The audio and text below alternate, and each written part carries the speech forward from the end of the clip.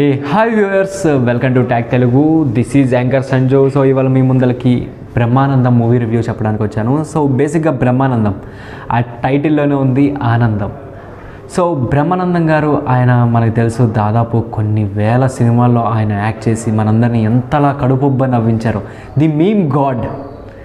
So వాళ్ళ కొడుకు గౌతమ్, తను ఆల్రెడీ ఇంతకు ముందలు చేసిన సినిమాలు అంతగా రాణించలేకపోయినా అపార్ట్ ఫ్రమ్ ఆల్ మూవీస్ ఈ మూవీతో తన యాక్టింగ్ పర్ఫార్మెన్స్ అయితే చాలా బాగుందన్నమాట. చాలా లాట్ ఆఫ్ ఇంప్రూవ్మెంట్ కనిపించింది. అండ్ మెయిన్గా బ్రహ్మానందం మూవీ అయితే నాకు బ్రహ్మానందం గారు అలాగే వాళ్ళ కొడుకు వీళ్ళిద్దరూ క్యారెక్టరైజేషన్స్ చాలా బాగున్నాయి. అలాగే వెన్నెల కిషోర్ కామెడీ, వీళ్ళు ముగ్గురు కాంబినేషన్స్లో అయితే చాలా బాగున్నాయి scenes. And apart from that మిగిలిన క్యారెక్టర్స్ ఎందుకు వచ్చాయి ఎందుకు వెళ్ళిపోయాయి అనేది కూడా ఎవరికి తెలియదు. సో స్టోరీ పరంగా చాలా మైనస్ మూవీకి. అండ్ ఒకటో రెండో సాంగ్స్ ఉంటాయి అంతే, ఎక్కువ లేవు. మెయిన్ థింగ్ ఈ మూవీ గురించి మాట్లాడుకుంటే అనవసరమైన అనవసరమైన సీన్స్, అక్కర్లేని సీన్స్ ఎక్కువ, ల్యాగ్ ఎక్కువ. సో ఇలాంటివన్నీ ఉన్నాయన్నమాట.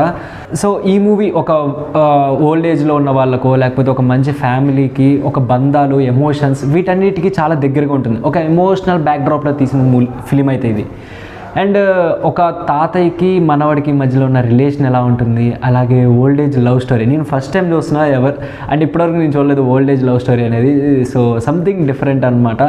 కాన్సెప్ట్ బాగుంది, కాకపోతే దాన్ని తీసే విధానంలో కొంచెం ఫెయిల్ అయ్యారని చెప్పాలి. అండ్ అలాగే స్టోరీ కూడా ఇంకొంచెం ఎలాబొరేట్ చేసి రాసుంటే బాగుంటుందేమో అనిపించింది. సో ఓవరాల్గా నేను ఈ మూవీకి ఇచ్చే రేటింగ్ 2/5 ఇస్తాను. సో మీలో ఎంతమందికి ఈ బ్రహ్మానందం మూవీ నచ్చింది, అలాగే మీమ్ గాడ్ కామెడీ ఎంత బాగా నచ్చిందో మీరు మెన్షన్ చేయాలనుకుంటే కింద కామెంట్ బాక్స్లో మెన్షన్ చేయండి. సో ఇలాంటి మరిన్ని ఇంట్రెస్టింగ్ అప్డేట్స్ కోసం stay tune to tag Telugu.